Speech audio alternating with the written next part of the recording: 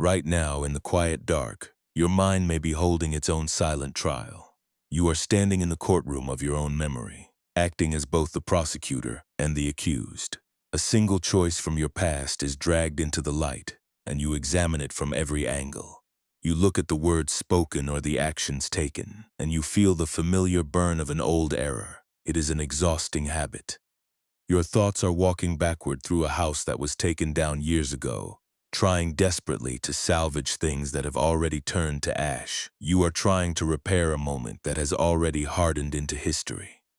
Let the weight of that trial soften for just a moment. Look around at where your body actually rests. The room holds a quiet stillness. The air carries a cool edge as it moves past the window pane. Your shoulders are touching the surface below you, and the heavy fabric of your bedding presses down with a reassuring gravity. The night outside moves at its own neutral pace. The distant world does not remember your mistakes. The shadows on the wall do not judge your past. You are physically safe right here in this room, even if your mind is still fighting a war across the distance of time. Notice how the room protects you from the external world. The wood of the floorboards rests silently in the dark. A faint scent of old cedar or cool dust rises from the corners of the space. Outside, a gentle breeze rustles through the leaves of a nearby tree, making a sound like soft water moving over smooth stones. This room does not require you to be perfect. The darkness does not demand an explanation for your life. It simply opens its arms to hold your physical frame exactly as it is. You can feel the coolness of the air entering your nostrils. It fills your chest, and then it leaves your lips as a warm sigh. With every cycle of breath, you are grounding yourself in the exact coordinates of the present moment.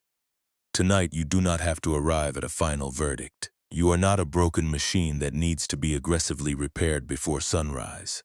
We are not going to force your thoughts to become instantly silent, because forcing a tired mind only creates more friction.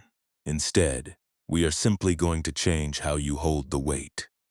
You can allow your limbs to grow heavy, and you can let the breath move without your management.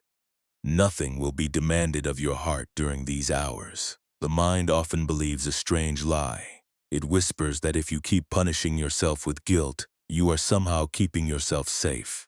It treats your regret as a shield against making the same mistake twice. But true insight reveals a very different truth. The self-punishment does not protect you.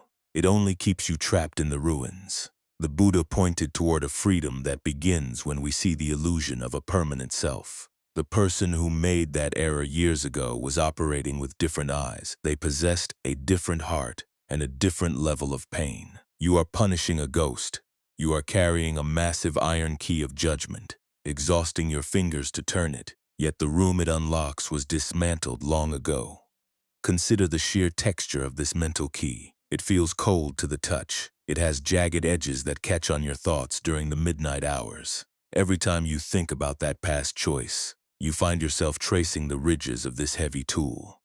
You remember the exact sequence of events, the timing, and the words that hang in your memory like heavy drapes. The mind returns to the scene of the error because it craves a different conclusion. It wants the story to end with a victory instead of a stumble.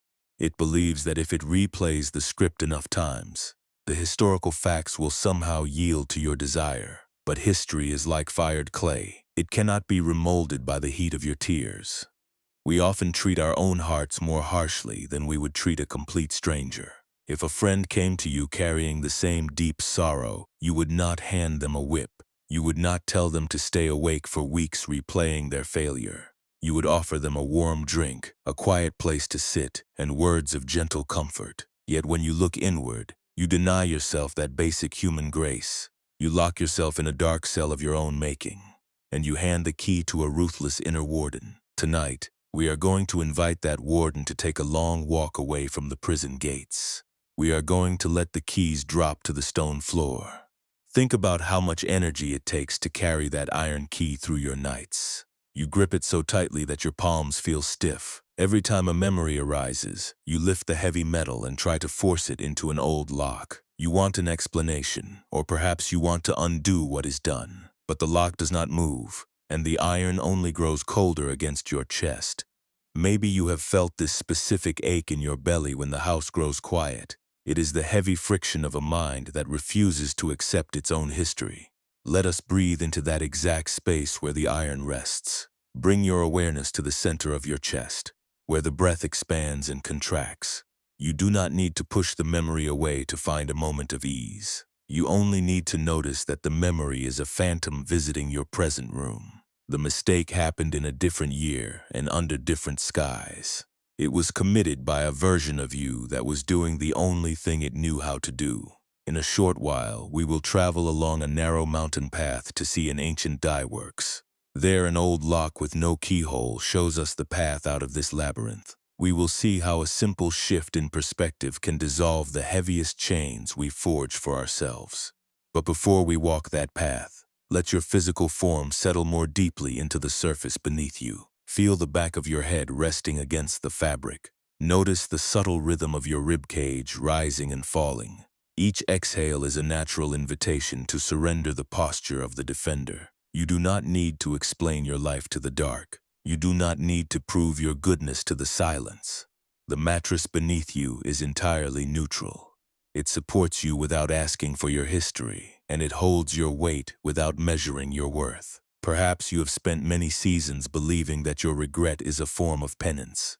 You think that if you suffer enough, the balance will somehow be restored. But this is the second arrow of suffering that the mind shoots into its own flesh.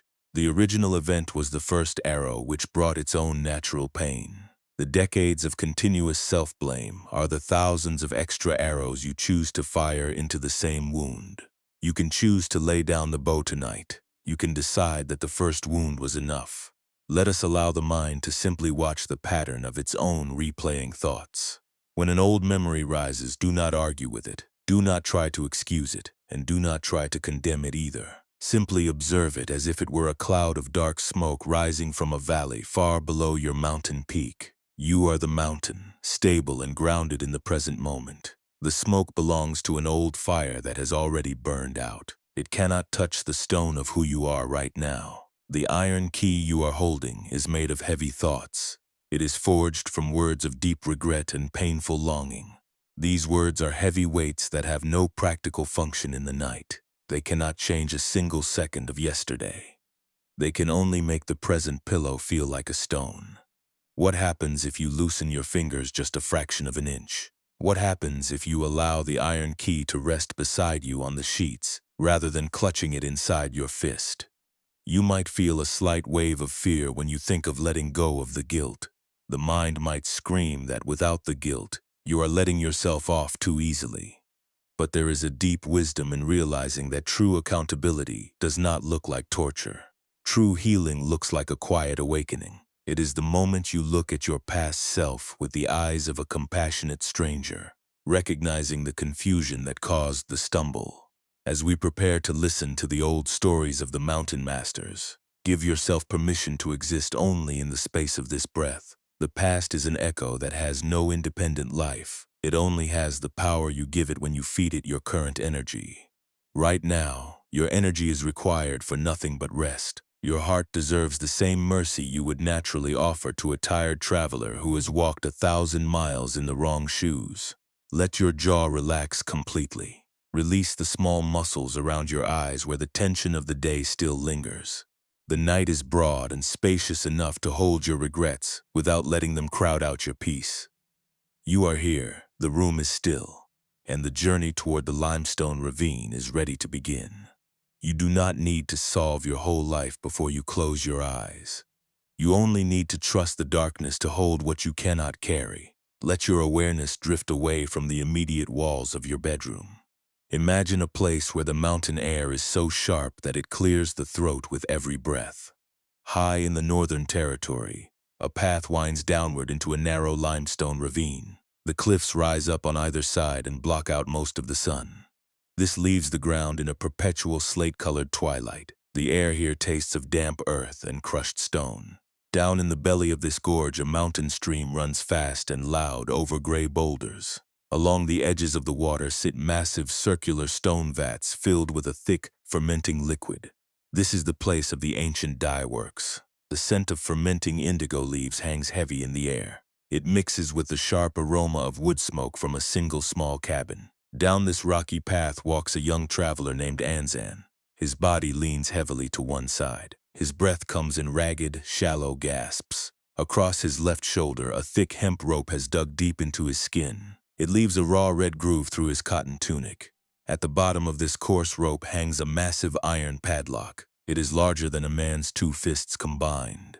The metal is heavily oxidized, coated in a thick crust of orange rust and white salt crystals. It looks as though it spent decades at the bottom of a sea before being dragged into the light. Anzan does not look at the majestic cliffs around him. He does not hear the rhythmic melody of the river. His eyes are fixed entirely on the dirt beneath his feet. He tracks each painful step. By the edge of the largest stone basin stands an elderly nun named Master Jixin.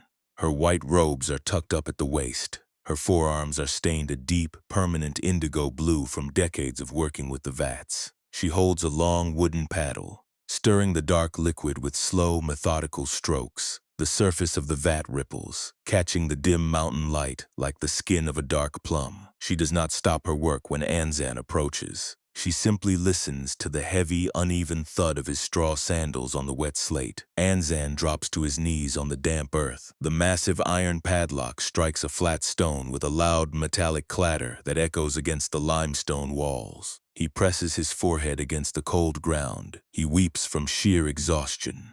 The old nun rests her wooden paddle against the rim of the stone vat. She wipes her blue hands on a dry cloth and looks down at the young man. Anzan speaks through his tears, pointing at the heavy iron object. He explains that he has carried this weight for 3 long years. He has searched across the provinces for someone who can help him. He says that inside this lock is the memory of a terrible night. It holds the words he should not have spoken. It holds the choice that ruined a beautiful relationship. He believes that if he can only find a way to open the lock, he can examine the mistake. He wants to find the hidden meaning and finally correct what went wrong. He begs Master Jixin to use her wisdom to open the iron casing. His body can no longer bear the weight of carrying it. Master Jixin kneels beside the traveler. She does not reach for a ring of keys. She does not fetch an iron chisel from her workshop. Instead, she gently grips the rough hemp rope and pulls the heavy padlock closer to her. Her stained fingers trace the rough, pitted surface of the iron. She turns it over slowly, letting the mountain water wash away some of the loose orange rust. She looks at the top, the sides, and the base of the massive object. There is no narrow slit for a key. There is no seam where 2 pieces of metal meet. The entire object has been completely fused together by the corrosive power of salt water and time. It is a single, solid lump of iron. It is a shape that mimics a lock, but it possesses no internal mechanism. The traveler watches her face with an intense, desperate hunger. He expects her to reveal a secret method, or perhaps a magical tool that can break the iron apart. But the traveler did not yet understand that the lock was not protecting a treasure. It was creating his prison. He sat on the cold stone, waiting for her to give him the answer he had sought for years. Master Jixin looks into his bloodshot eyes with a look of profound gentleness. She asks him a simple question. She asks him to tell her where he found the keyhole.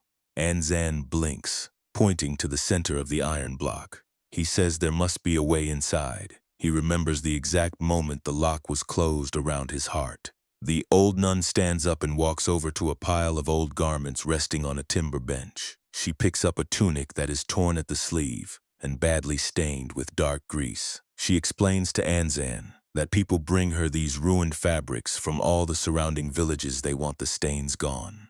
They want the fabric to be clean again. She does not try to reach into the cloth to untwist the grease from the threads. She does not scrub the fabric until the fibers break. Instead, she places the entire garment into a deep vat of wood ash and lime water. This solution strips away the old color and dissolves the stubborn residue. Then, she immerses the empty cloth into the indigo. The deep blue dye fills every open space in the linen. She looks back at the heavy padlock on the ground. She points her blue finger at the crust of salt. She tells Anzan that he is carrying an illusion. He believes he is guarding a box that contains his past choice, but the choice is gone. It vanished the very moment it was made. What remains is only this cold piece of iron that he forged out of his own continuous judgment. The lock has no keyhole because there is nothing inside to unlock. It is a solid monument to a ghost. By carrying it across the mountains, he is not fixing his old error. He is merely breaking his own back in the present day. Anzan looks down at the iron block. For the first time, he notices the absolute solidity of the metal. A strange silence descends upon the limestone ravine. The sound of the rushing stream seems to grow louder, filling the spaces between Anzan's breaths. He looks at his hands, which are calloused and shaking from years of gripping the hemp rope. He realizes that he has spent 3 years staring at a closed door that has no room behind it. The words he spoke cannot be unsaid by carrying this weight. The relationship cannot be restored by destroying his own body. The realization hits his chest like a wave of cold river water. It is a painful recognition, but beneath the pain, a tiny spark of space begins to open.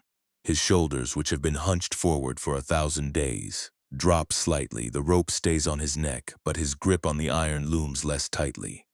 Master Jixen picks up her wooden paddle once more. She tells him that he can leave the iron on the wet slate. The weather will continue its work. The rain will melt the salt, and the damp air will slowly turn the metal back into orange dust. The mountain does not mind holding his weight. She invites him to wash his face in the cold stream and to sit by the fire. She says that tomorrow they will look at how an unencored loom can break the finest silk threads. But tonight, the only task is to let the hands rest. Anzan sits by the edge of the dark vat, watching the ripples on the indigo water. The iron padlock lies entirely still on the stone. It is cold and unyielding, but it is no longer attached to his fingers. Let the imagery of that cold limestone ravine settle quietly into the background of your thoughts. The solid iron padlock left resting by the running stream is an image of our own inner landscapes. When we carry a deep regret, we are doing exactly what the young traveler did.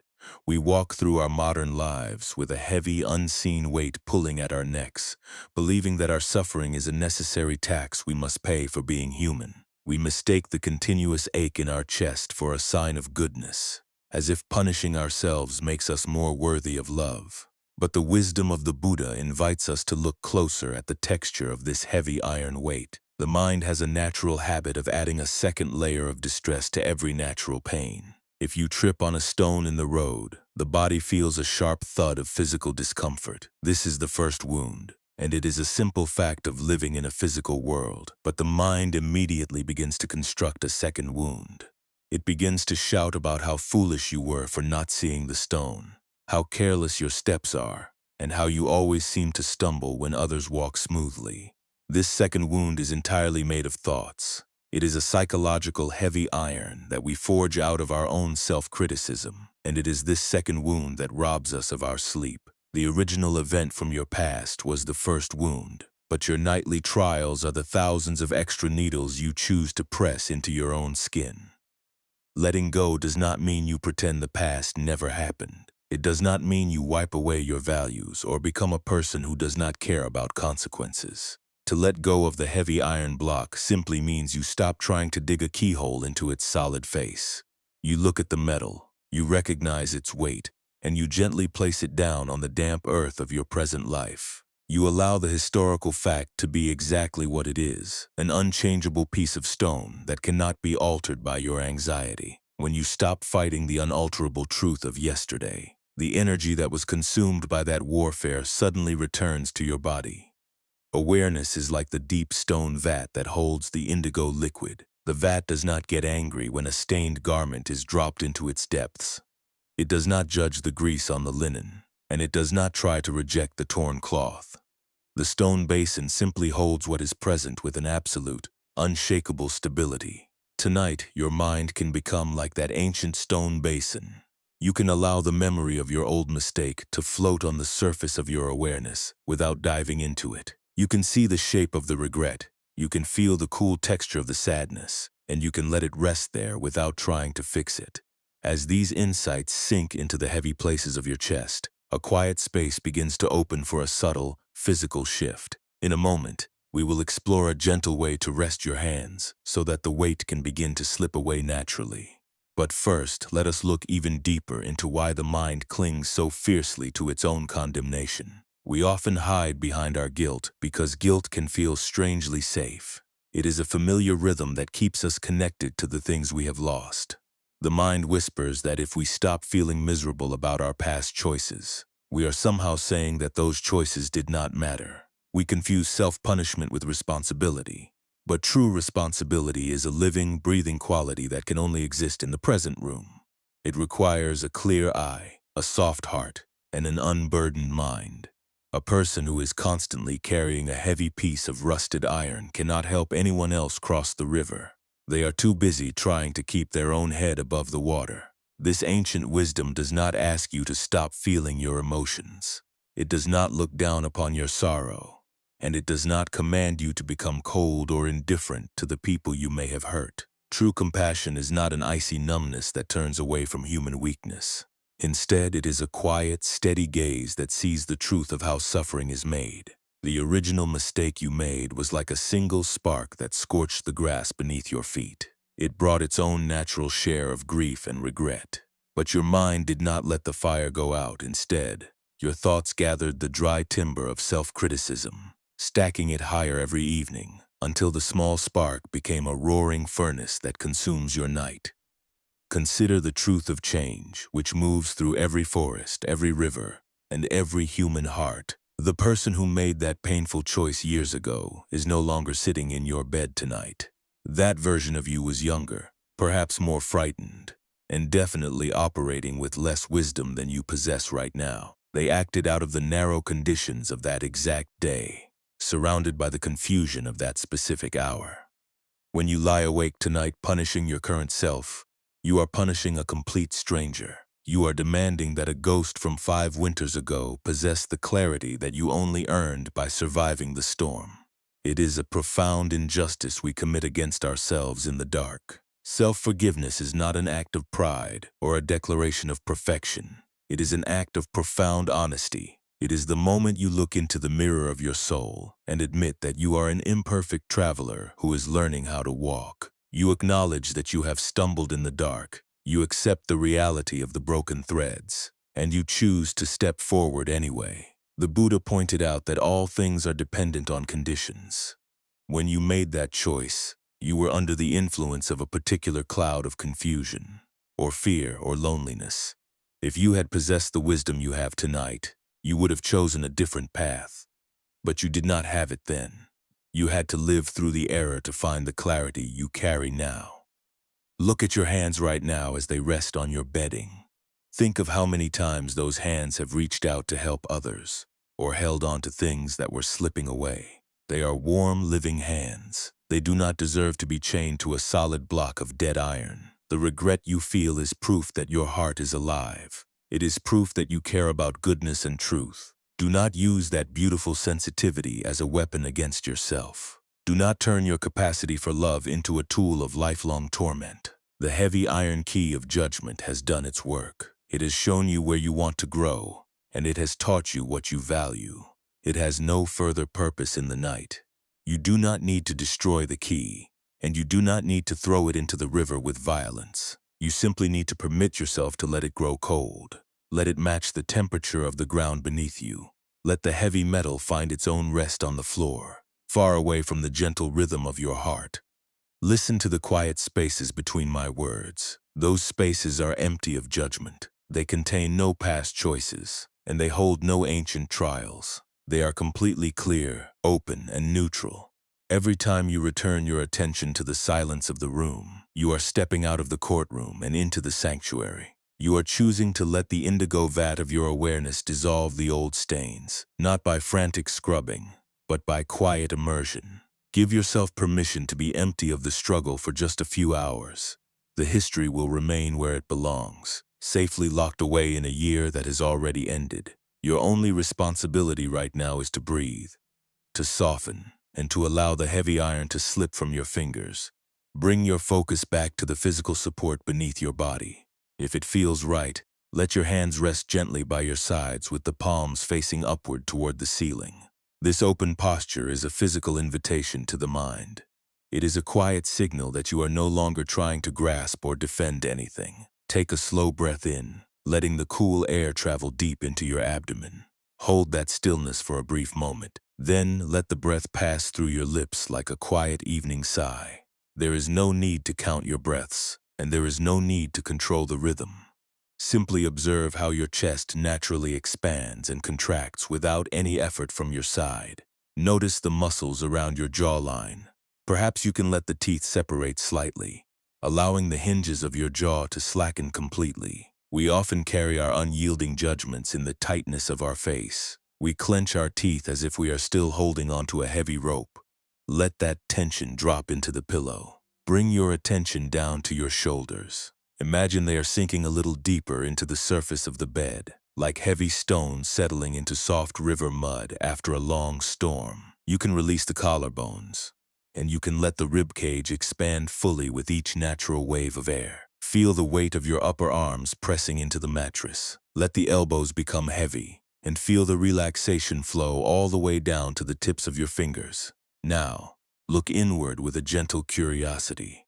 You might notice one specific thought or memory that has been demanding your energy tonight.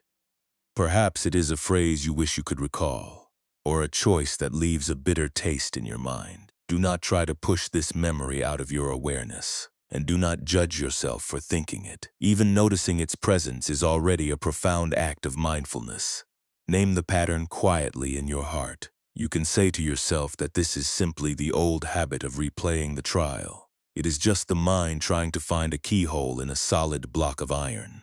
Imagine that you are holding this specific regret in your hands right now. Feel its shape in your imagination. It has the cold, heavy texture of the rusted padlock from the limestone ravine. It feels dense, unyielding, and crusted with the white salt of old tears for a long time.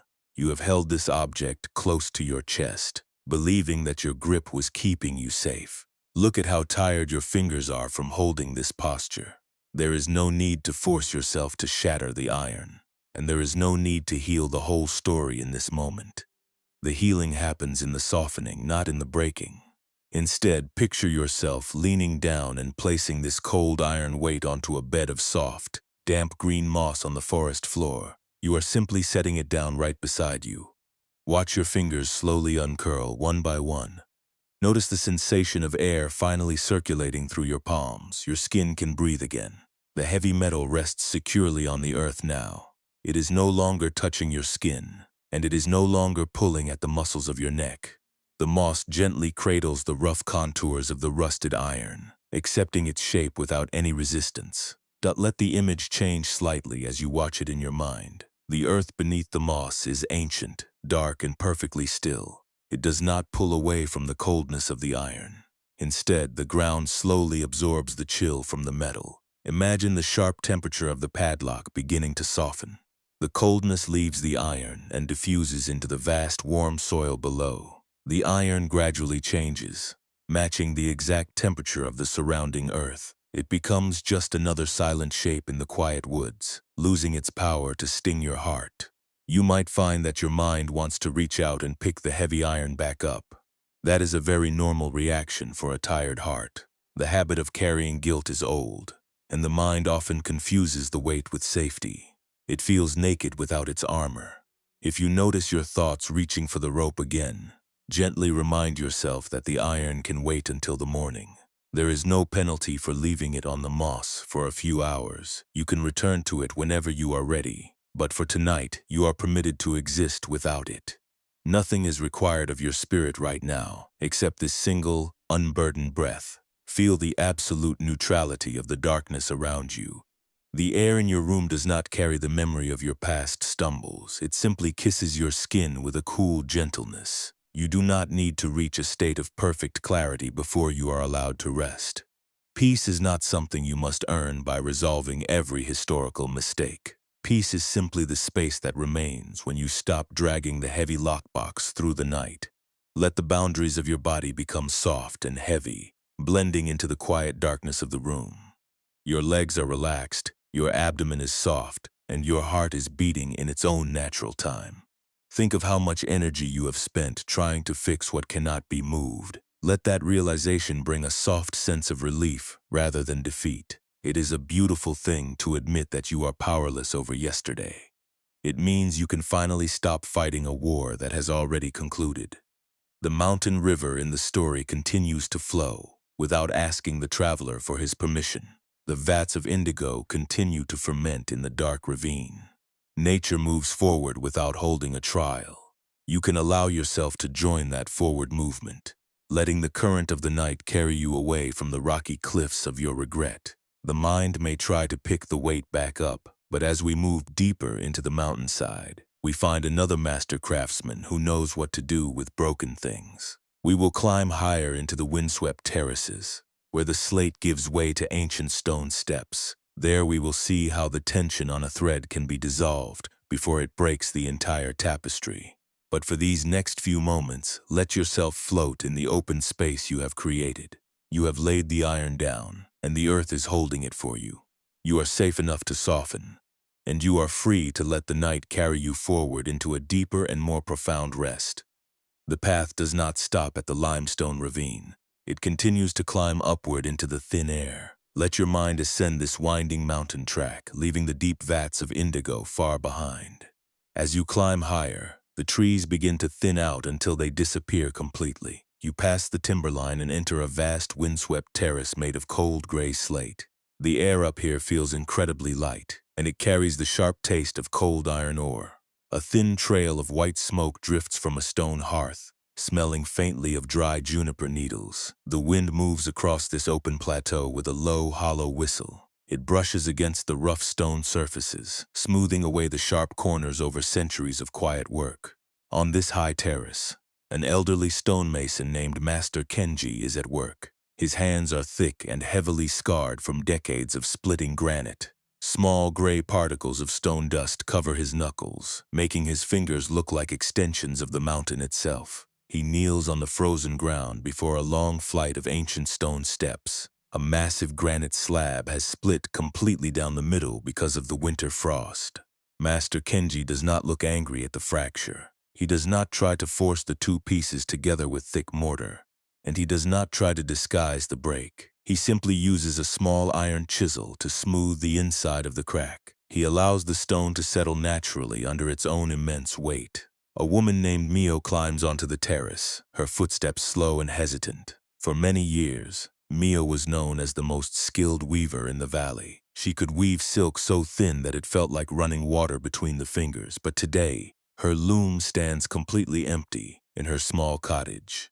She carries a heavy object hooked to the coarse leather belt around her waist. It is a solid bronze weight, shaped like a thick cylinder, used by weavers to maintain the tension on the vertical warp threads of a loom. The bronze has turned a dark, sickly green from years of exposure to her tears. It bangs heavily against her hip with every step she takes, creating a dull, bruising rhythm against her bone. Mio sits down on a flat rock near the stonemason, her eyes fixed on her trembling hands. She tells Master Kenji about a tapestry she tried to create 4 winters ago. It was meant to be her finest work, a gift for the great monastery. She spent months preparation, selecting the finest white silk threads. But she was so terrified of making a mistake that she kept tightening the weights at the bottom of the loom.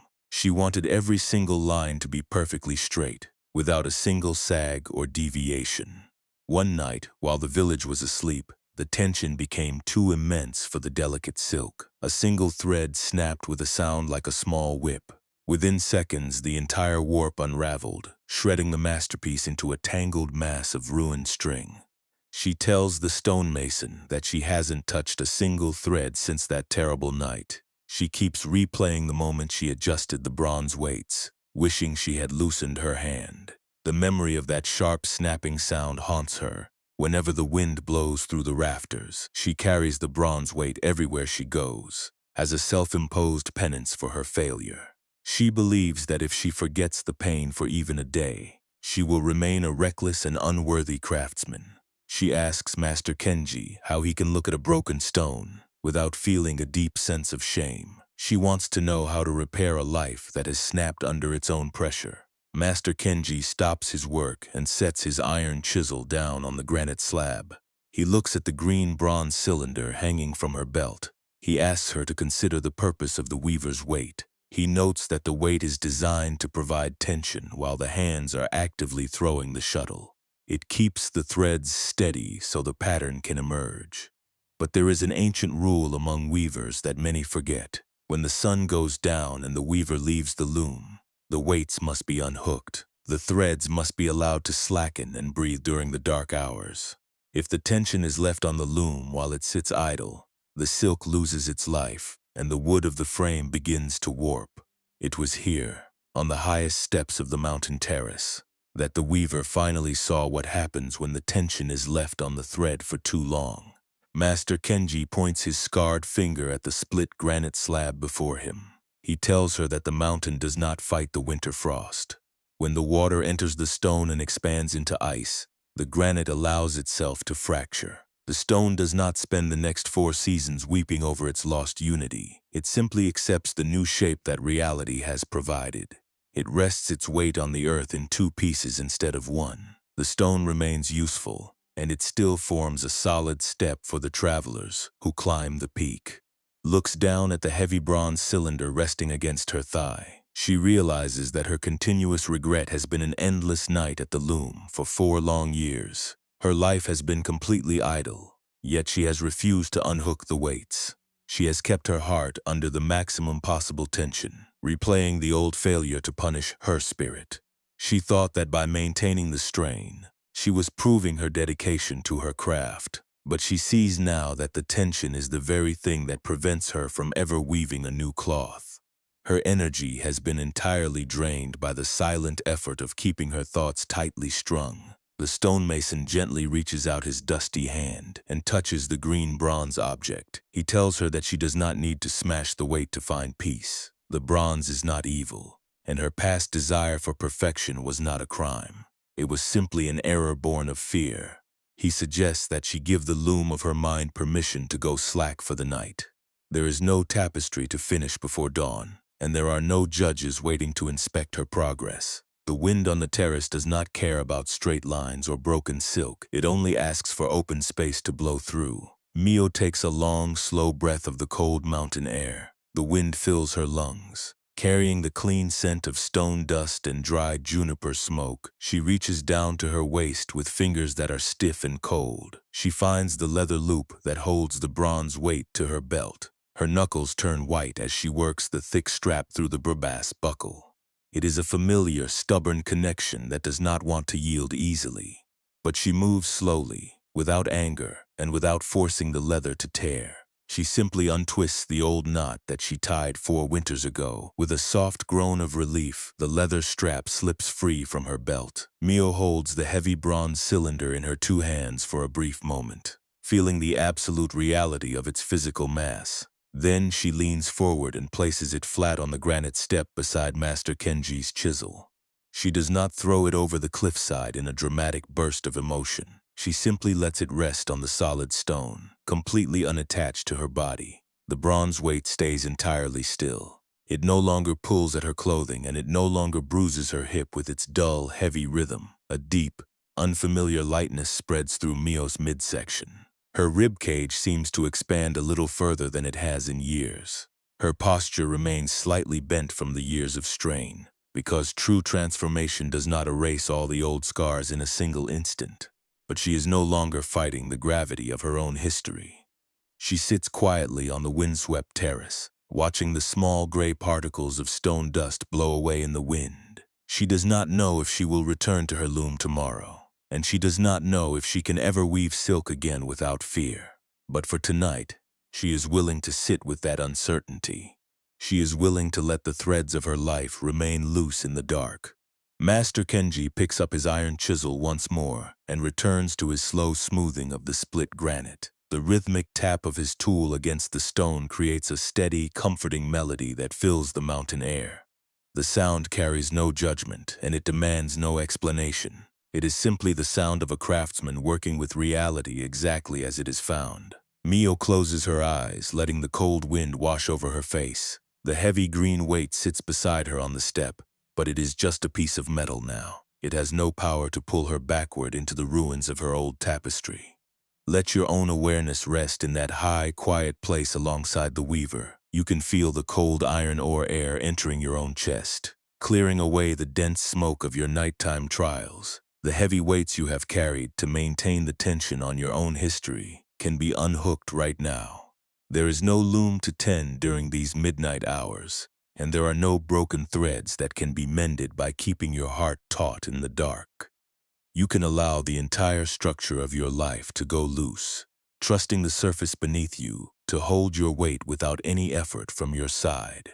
The cool air of the high plateau lingers around us. The image of that dark bronze cylinder resting silently on the stone step invites a deep internal curiosity. We must ask ourselves why we choose to maintain such immense tension within our own minds, long after the crisis has passed. When you lie awake in the dark, your thoughts are doing exactly what the weaver did. You are keeping the weights attached to the threads of your memory. You are pulling the fabric of your life taut, searching for any slight imperfection, and demanding that your history be entirely straight. The mind convinces itself that this internal strain is a necessary duty. It tells you that if you remain comfortable, you are somehow failing to acknowledge your own flaws. But consider the hidden mechanics of this self-judgment. We often try to use shame as an emotional tool to fix our past mistakes. We look at an old error, and we feel a deep wave of unworthiness. The mind believes that by generating this harsh inner friction, it can somehow wash away the stain. It is like trying to clean a delicate silk robe by scrubbing it with a rough iron file. You do not remove the discoloration. You only tear the very fabric of your present spirit. The Buddha observed this exact pattern in the human heart. He recognized that our deepest exhaustion does not come from the events of our lives. It comes from the continuous resistance we build against those events. There is a profound distinction between the natural occurrences of life and the suffering we construct afterward. Life brings its own share of unexpected frost and sudden breaks. A relationship ends, or a word is spoken in anger. A path is chosen out of deep confusion. These moments are like the sharp frost that splits the granite block on the high mountain terrace. They contain a real, authentic sting. They are the first friction of existence. This first pain is an unalterable fact of being alive. It belongs to the history of the world, and it cannot be wiped away by our desires. But what does the mind do when the granite splits? It does not simply sit with the fracture. It begins to forge a massive iron lockbox around the broken pieces. It begins to ask why the winter was so cold and why the stone was so weak. It tells a long, painful story about how this split means the entire staircase is ruined forever. This elaborate mental architecture is the second suffering. It is the extra weight that we voluntarily choose to carry across the mountain trails. The original event was a single moment that occurred in a specific season. The secondary suffering is a lifetime of nightly litigation. It is a self-inflicted sentence that we carry out in the quiet of our own bedrooms. When you look at your own regrets tonight, notice how you have turned a past action into a current identity. You do not simply say that you made a mistake years ago. You whisper to the dark that you are a mistaken person. You take an event that lasted for an hour or a day. You turn that brief moment into a permanent monument that defines your soul. You become the traveler who is permanently deformed by the weight of a rusted lockbox. This is the ultimate illusion that Buddhist wisdom invites us to dissolve. Your mistakes are things that occurred, but they are not who you are. They are passing clouds that cast a temporary shadow on the mountain peak. The mountain does not become the shadow, simply because the sun was temporarily blocked from view. What happens if you change your relationship with that split stone? Peace does not require you to travel backward through time to mend the granite block. It does not ask you to magically sew the broken silk threads back together. True serenity begins when you stand before the fracture and simply stop fighting its presence. You allow the crack to exist. You look at the history of your life with honesty. It contains uneven lines, sharp edges, and moments of deep confusion. When you cease the frantic effort to mortar the pieces back into a perfect shape, the mind experiences a sudden, beautiful quiet. Let us look closely at how this internal shift touches the heavy spaces in your chest right now. In a short while, we will bring this ancient mountain wisdom down into the specific rooms of your modern life, looking at the exact ways we can leave the iron key behind tomorrow morning. But before we bridge that distance, let your awareness sink deeper into the actual surface of your bed. Notice the rhythm of your belly as it settles into the dark. The mattress does not demand that you present a flawless record of your life before it supports your spine. It accepts the full weight of your body exactly as you are tonight, with all your unhealed memories and loose threads. The mind often fears that without the harsh voice of self-judgment, we will simply dissolve into complacency. We believe that shame is the only force that keeps us moving toward goodness. But shame is a frozen state. It paralyzes the heart, keeping us locked in the scenery of our oldest failures. It makes us look backward so intensely that we cannot see the path directly beneath our sandals. Compassion is not a soft excuse that ignores our mistakes. It is a clear, warm light that recognizes the pain behind the mistake. It is the understanding that you stumbled because you were walking in the dark, not because you are inherently broken. Think of how much energy is released when you stop trying to control the uncontrollable past. The mind feels like an unanchored loom that can finally rest its frame. You do not have to be the warden of your own prison anymore. You can let the stone steps settle under their own immense gravity, trusting the weather and the earth to handle the sharp edges. The mistakes you made are already being held by the vast landscape of time. They have been absorbed into the history of the world, and they do not require your nightly attention to remain there.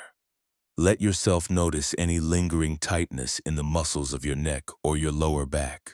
These are the physical places where your body has been trying to hold the tension of the loom weights. You have been walking with your shoulders hunched, bracing for the next trial, as if the courtroom were about to open its doors again. You can release that protective posture now. There is no judge waiting for you in the darkness of this bedroom. There is only the cool night air, and the silent shadows, and the soft invitation to exist without a purpose for the next few hours. We cannot always prevent the initial fractures that life brings to our door. We cannot stop the sudden frost from entering our relationships or our careers, but we possess an incredible, quiet power over the second layer of pain. We can choose to stop feeding the furnace of our guilt. We can see an old thought of regret arise, and we can name it gently as a passing visitor. We can say to ourselves that the iron lockbox has arrived at the door, but we do not have to open our hands to receive the heavy rope. We can let the memory sit on the floor of our awareness, cold and still, while our breath moves in its own fluid rhythm. The Buddha pointed toward an inner freedom that is already present within your own awareness. It is a space that is completely separate from your biography.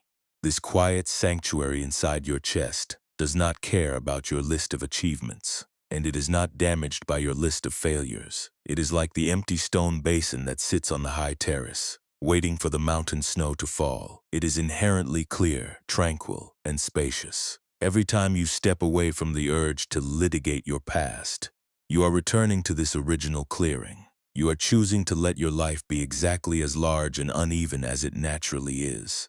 Let your thoughts become a little more distant now. Imagine them as small birds that are finally flying away from the mountain plateau, leaving the slate terraces in absolute silence. The bronze weights have been laid down on the granite steps. The indigo vats have settled into the dark twilight of the ravine. The long journey through the landscape of your memory is beginning to soften its pace. You have looked at the lock, and you have seen its solid face. You have looked at the tension, and you have permitted the threads to go loose. You are ready now to bring this still atmosphere home, into the small, ordinary moments of your daily existence. Let us carry this quiet clarity down from the high mountain terraces, bringing it directly into the spaces where your modern life unfolds. Think of how these ancient weights and fused padlocks manifest in your ordinary Tuesday afternoons or your quiet Sunday nights. The landscape of your daily existence is very different from the limestone ravine, yet the habits of your human heart remain exactly the same. You live in a world of rapid signals, glowing screens, and constant demands, but the old tendency to build a personal courtroom in the dark still finds a way to thrive in your bedroom. Consider the simple act of lying awake while the digital clock ticks toward the early hours of the morning. Perhaps your smartphone rests on the nightstand, its glass face cold and dark. You might feel a sudden, compelling urge to reach out and illuminate the screen, checking for a message or a notification that will bring a brief moment of reassurance. When you scroll through old conversations or reread an email from a supervisor, you are doing exactly what the young traveler did by the stream. You are running your fingers over a rusted lockbox, searching desperately for a hidden keyhole in a sentence that was written months ago. You are trying to find a different meaning in words that have already hardened into history. When you notice this modern pattern arising, you can practice a very simple form of Zen discipline. You can choose to leave the phone face down. As your hand pulls back, you can visualize that you are leaving that cold iron key on a distant timber bench. You can say to yourself that the digital record is just fired clay, and it cannot be altered by your midnight anxiety. This small choice to refrain from checking is not an act of harsh suppression. It is a moment of profound self-preservation. It is the realization that the text message is not an active emergency, and it does not possess the authority to command your rest. Think of how this ancient understanding touches your relationships. When we love someone or when we fear losing their approval, we often tighten the tension on our inner loom. We monitor their moods, we analyze their tone of voice, and we replay our own spoken words to ensure everything is perfectly aligned. We think that by staying hypervigilant, we are protecting the bond from breaking. But this intense emotional management is like leaving the heavy bronze weights hooked to the silk threads while the loom sits idle. It warps the frame of our connection, and it leaves us too exhausted to offer real presence when our loved ones are actually standing before us. Tomorrow, when you are interacting with the people in your life, you might practice the wisdom of the slack thread. When someone speaks with a sharp edge, or when a silence grows uncomfortable, you can take a slow breath before you choose your response. You do not have to instantly throw the shuttle to fix the pattern. You can allow the space between you to remain loose for a few moments, trusting that the relationship can hold an uneven line without unraveling completely. You can care deeply about others without gripping their reactions so tightly that your palms begin to bruise. Many of us spend our days walking through modern offices or city streets while smiling politely. Yet beneath our clothing, we are carrying a hidden cylinder of green bronze against our hip. We feel a quiet, pervasive sense of unworthiness, as if we are constantly running behind some invisible schedule. We look at the curated tapestries of other people's lives on our screens, and we assume their paths contain no fractures. We punish our present self for not being further ahead, or for making choices that led us down a winding path instead of a straight line. When you wake up tomorrow, the old habits of the mind will try to hand you that heavy iron key once again, but you will possess a new way of seeing the morning. You can look at that feeling of being behind and recognize it as a phantom thought. There is no master weaver in the sky measuring your progress against a rigid geometric map. Your life is allowed to be asymmetrical. It is permitted to have split granite steps that have settled under their own weight. When you stop measuring your days against an imaginary perfection, you finally give your true spirit permission to inhabit the room you are actually standing in. You can also apply this poetic pragmatism to the way you treat your own need for rest. In our modern culture, we are often taught that we must earn our sleep through endless productivity. We treat relaxation as a reward that can only be unlocked after every single item on our list has been completed. But this is just another way the mind keeps the heart under maximum tension. True Buddhist rest is not a trophy you win at the end of a perfect day. It is a fundamental right that belongs to your living body simply because you are here. You do not need to justify your exhaustion to the night, and you do not need to finish your life's work before you close your eyes. When an old memory of a mistake visits your thoughts tomorrow during a quiet moment, practice the art of the gentle pause. Do not dive into the memory to litigate it, and do not try to paint over the stain with false positivity. Simply notice the texture of the thought. You can observe it with the same neutrality that Master Kenji showed toward the split stone. You can say to yourself that the fracture is present, the mistake happened, and it is part of the landscape of your past, but it is completely stationary. It has no legs to follow you into your tomorrow unless you choose to pick it up and carry it. This small act of non-resistance is where your real power lives. You cannot always control the first pain that enters your day, the sudden disruption, or the memory that flashes across your awareness. But you can entirely refuse to forge the second pain. You can choose to stop shooting the extra arrows of self-hatred into your own chest. By letting the thoughts arise and fall without your obedience, you are gradually turning off the inner alarm system that has kept you awake for so many seasons. As the evening moves deeper into the night, notice how the modern world outside your window begins to slow its pace. The street lamps cast a quiet, stationary light on the asphalt, the traffic thins out, and the houses around you grow dark one by one. The world is naturally letting go of its daily work, unhooking its weights, and allowing its machinery to grow cold. You are permitted to join this global surrender. You do not have to carry the moral weight of your entire biography into the hours of sleep. Let yourself feel a sense of gratitude for the awareness you have cultivated tonight. You have sat with your regrets, you have looked at the iron lockbox, and you have learned that the tension can be safely released.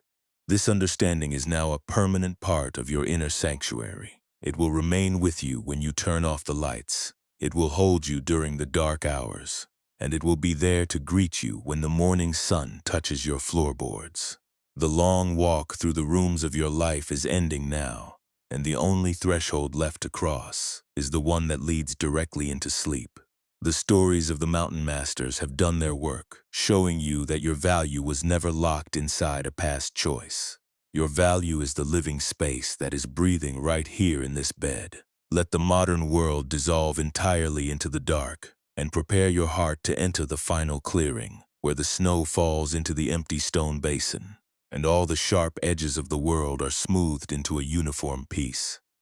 The darkness in your room has deepened into an absolute stillness. The sounds of the outside world have faded away, leaving only the quiet pulse of this immediate space. Your body feels incredibly heavy against the bed, as if you are sinking directly into the protective earth. There is nothing left to plan, and there is no court to attend during these hours of shadow. You have stepped completely off the path of evaluation. Let your breath become smaller, a soft and effortless movement at the entrance of your nostrils. Each time you exhale, you release another fraction of the old internal strain. The night does not ask you to carry anything forward into the light of tomorrow. The threads of your attention are completely loose now. The loom of your mind has been unhooked, and the vertical strings are long, soft, and entirely relaxed. There is no pattern to maintain, and there is no structural flaw you need to guard against. The tension has drained out of your fingers, leaving your palms open and entirely empty. You can feel the quiet weight of your legs resting against the sheets. Your feet are warm and still, pointing toward the deep silence at the foot of the bed. Your hips are settled, and the small of your back has found its natural place of rest. Let your awareness return one final time to that high mountain terrace under the vast night sky. The wind that whistled through the slate cliffs has died down to a gentle whisper. The gray stones are cool, absorbing the deep peace of the endless space above them. Master Kenji has put away his iron tools, and his workshop is completely dark.